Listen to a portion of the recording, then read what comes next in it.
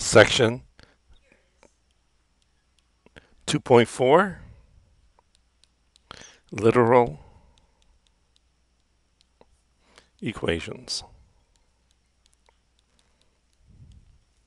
So literal equations are really just formulas. So we can think of a literal equation as a formula. So let's do some examples. On page 68,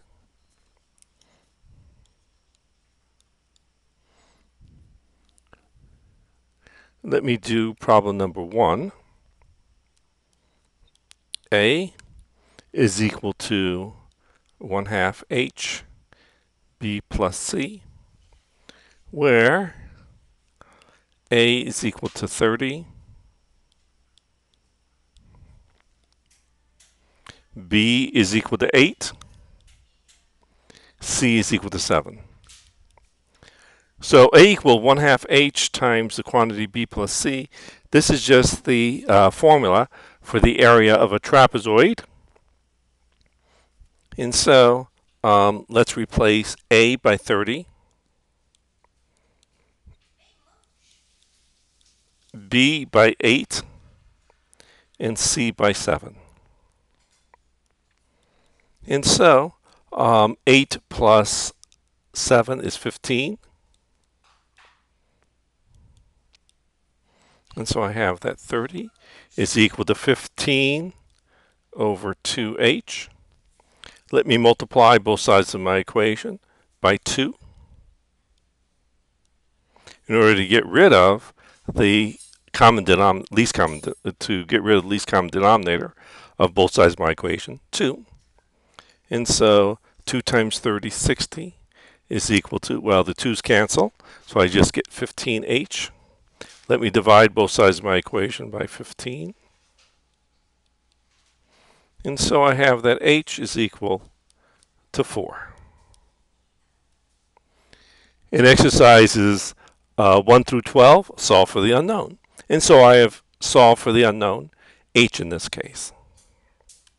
Let me do problem number 3. V equals LWH, where V equals 80, L equals 10, H equals 2. And so let's replace V by 80, L by 10, H by 2. 10 times 2 is 20.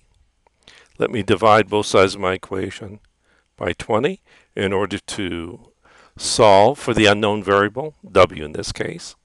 So by the multiplicative property of equality, W is equal to 4. So this formula is the formula for the volume of a rectangular parallelepiped, the formula for the volume of a box. Let me do problem number 6. A equals P plus P RT, where A equals 2800, P 400, R2. And so this is the formula for the amount of that you have in a account, starting with principal P after T periods, where your interest rate per period is R. Usually the period is per annum. And so A, the amount, 2800, is equal to P 400, the principal, plus P 400 times R,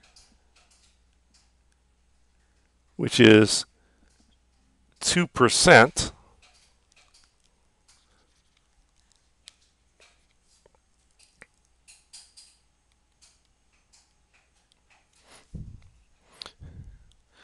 Let's write 2% as 0.02 times t.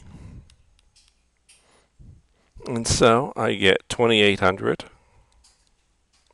is equal to 400 plus 400 times 0.02, 8t. Let's subtract 400 from both sides of my equation.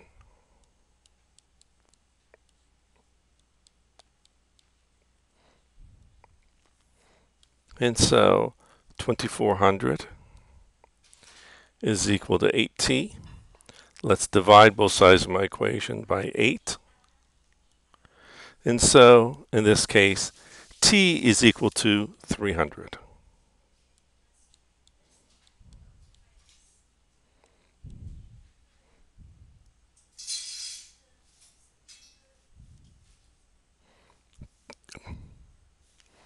One second. So 2,800, 2,400, 300. Okay, that's a long time. So that's, oh, you start with 400 and you want to get to 2,800. Okay, so that's 300. Okay, let me do problem number 10. C equals 5/9 F minus 32, where F is 50. And so this is the formula to convert from Fahrenheit temperature to Celsius temperature. And so I have that C is equal to 5/9 times 50 minus 32. So C is equal to 5/9 times 18. And so 18 divided by 9 is 2 times 5 is 10. And so 10 degrees Celsius is the same as 50 degrees Fahrenheit. Let me do problem number 14.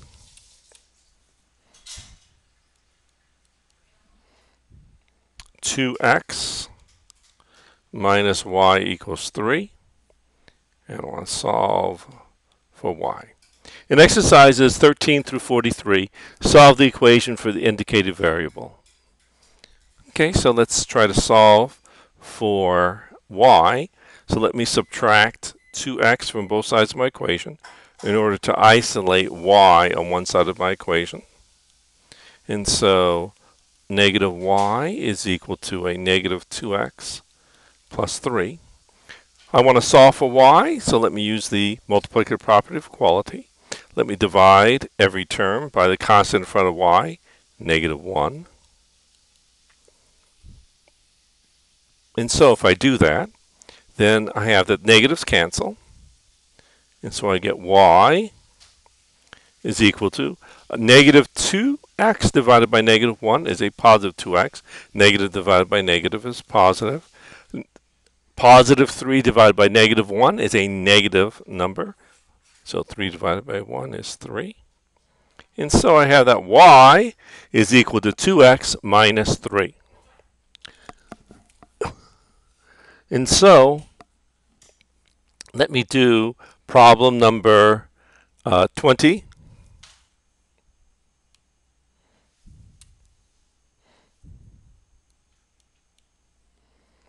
Negative 6x minus 2y is equal to 4. And I want to solve for x.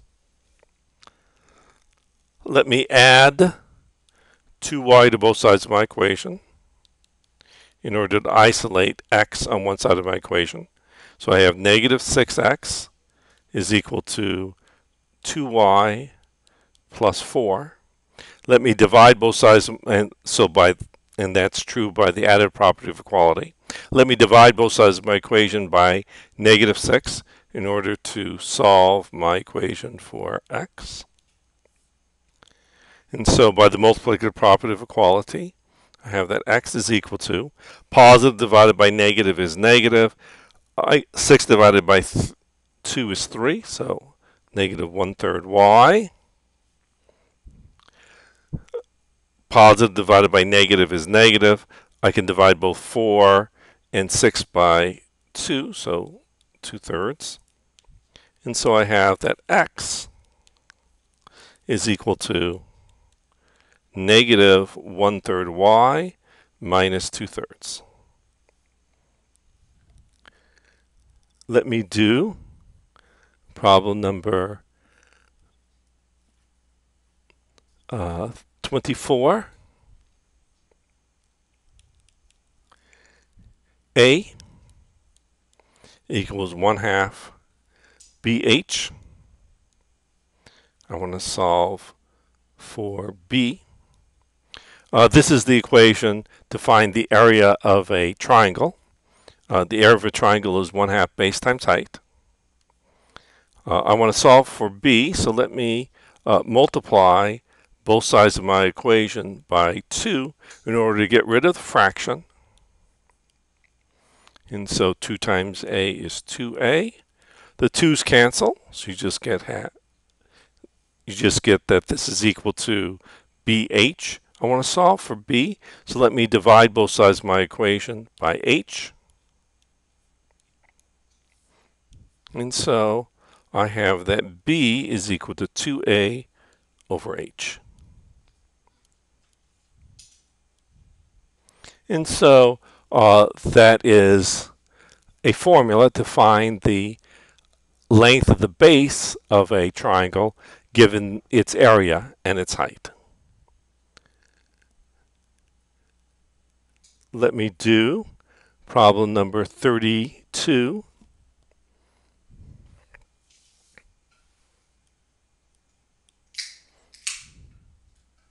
Y equals mx plus b. I want to solve this for x. So this is the formula for the equation of a line, and this is given in point-intercept form, in slope-intercept form. This is a slope-intercept form for the equation of a line. Let me solve for x. So first let me isolate x on one side of my equation. So let me subtract b from both sides of my equation. And so I get that y minus b equals mx. I want to solve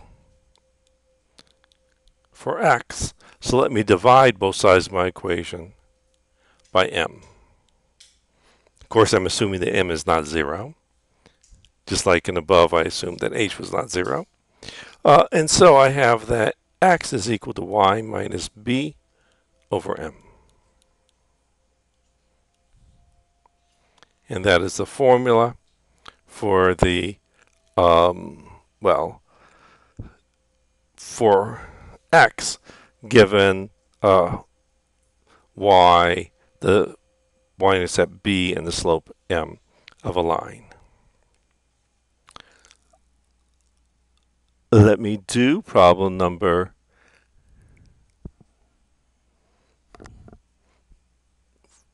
35.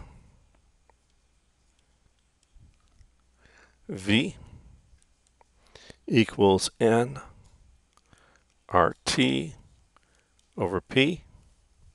I want to solve for T. Okay, and so I guess that's the general gas law. And so I want to solve this equation for T. So let me multiply both sides of my equation by P in order to get rid of the denominator P. And so VP equals nRT.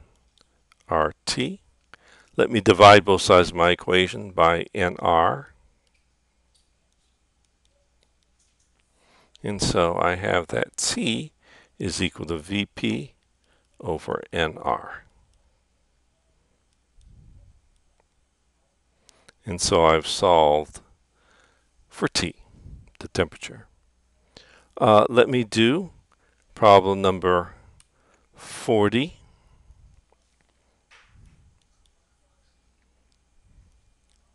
V equals 4/3 pi r cubed. I want to solve for r cubed. So this is the volume of a sphere of radius r. And so let me get rid of the denominator. I want to get rid of any fraction. So let me multiply both sides of my equation by the denominator, 3. And so 3v equals 4 pi r cubed. Let me divide both sides of my equation by 4 pi. And so I have that r cubed is equal to 3v over 4 pi.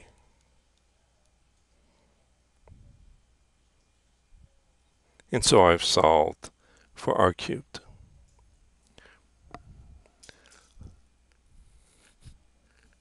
Let me do problem number 46.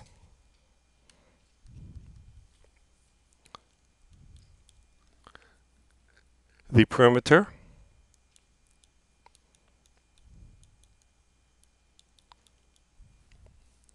of a sports complex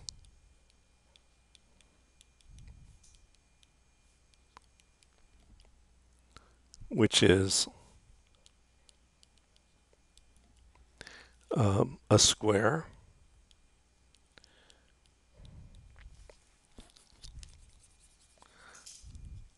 a sports complex which is a square which is square in shape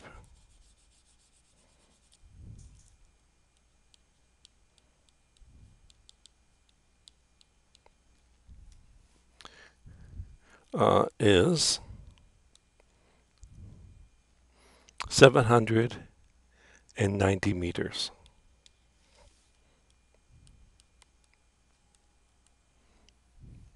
Find the side, the length of the side of the sports complex.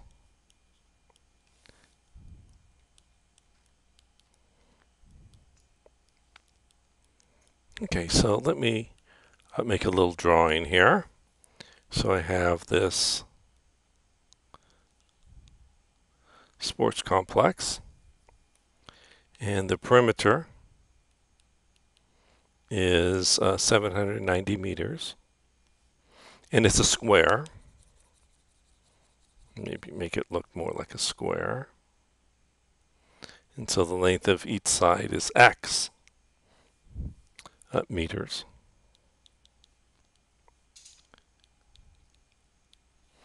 Okay. And so I noticed that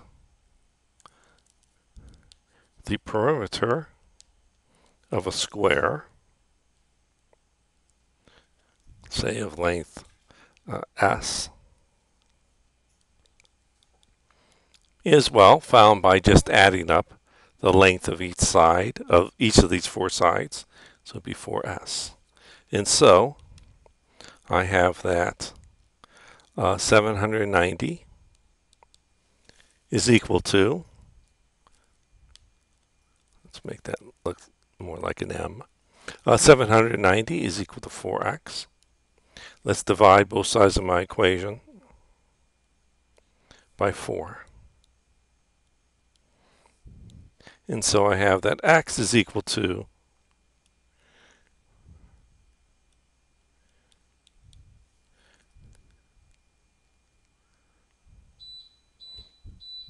let's see, 190.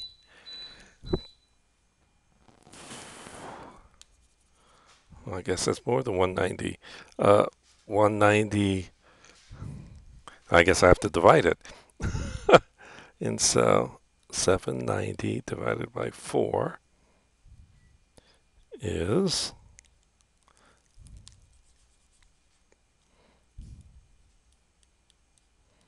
39. So that's 936, 30, 28,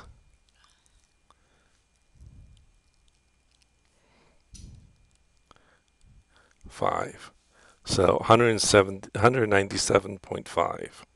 And so the length of each side of this sports complex will be 197.5 meters.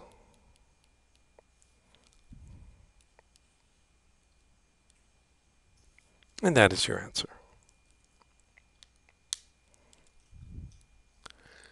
That finishes off section 2.4.